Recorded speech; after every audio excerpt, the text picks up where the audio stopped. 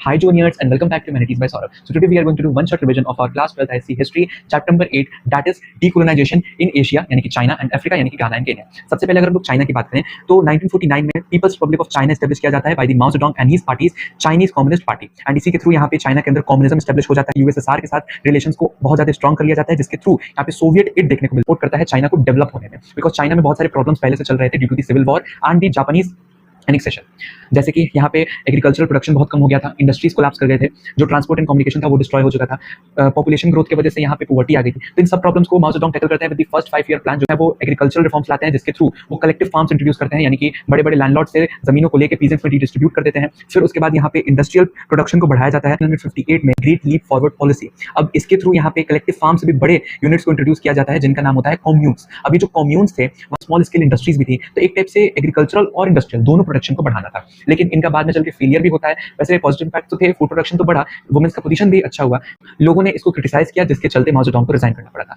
फिर अगर हम लोग बात करें घाना की तो यहाँ पे ब्रिटिशर्स का कंट्रोल था, लोग जो थे वो इनसे परेशान हो गए थे। क्यों? बिकॉज ये लोग घाना के जो रिच नेचुरल और मिनरल रिसोर्सेज थे उनको एक्सप्लॉइट कर रहे थे। तो 1940s के दौरान मूवमेंट जो है वो मोमेंटम गेन करता है तब जब यहाँ पे पुलिस ओपन फायरिंग कर देती है एकरा में यानी कि घाना के कैपिटल में। ठीक है, इसका पहले नाम था वैसे गोल्ड कोस्ट क्योंकि यहाँ पे गोल्ड के डिपॉजिट बहुत ज्यादा पाए जाते थे। यूजीसीसी यानी कि यूनाइटेड गोल्ड कोस्ट कन्वेंशन बनाया जाता है by Joseph Danquah and other leaders. Kwame Nkrumah आते हैं, क्वामे नक्रुमा 1949 में कन्वेंशन ऑफ पीपल्स पार्टी बनाते हैं जिसमें वर्कर्स और पीसेंट्स का सपोर्ट मिलता है जिसकी वजह से मास मूवमेंट चलाए जाते हैं। और उसके बाद फिर हम लोग फाइनली देखते हैं कि यहाँ पे घाना को आजादी मिलती है 6 मार्च 1957 को। और जो क्वामे नक्रुमा है वो पहले प्रेसिडेंट बनते हैं बिकॉज सीपीपी यहाँ पे इलेक्शंस में जीत गई थी।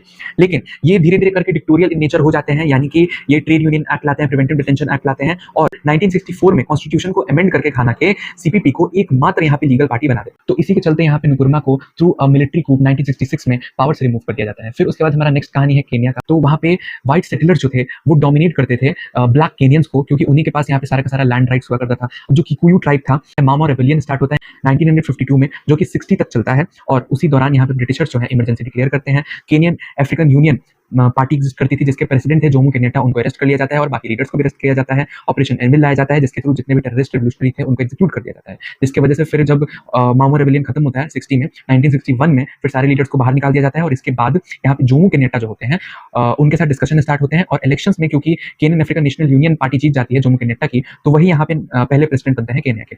केन्या को आजादी यहाँ पे ब्रिटिशर्स से 1963 में 12 दिसंबर को मिलती है, लेकिन फिर 1978 तक उनकी डेथ हो जाती है जिसके बाद यहाँ पे डैनियल मोय जो वाइस प्रेसिडेंट होते हैं वो प्रेसिडेंट बन जाते हैं केन्या के। इन दोनों की अगर हम लोग बात करें अगर फॉरेन पॉलिसी की तो Jomo Kenyatta East African unity बनाते हैं और Kwame Nkrumah organisation for African unity बनाते हैं। तो ये दोनों आप लोग याद रखना है। अगर आपको फुल वीडियो लेक्चर देखना है तो मेरे चैनल पे ऑलरेडी अपलोडेड है, आप लोग जाकर देख सकते हो। Bye bye.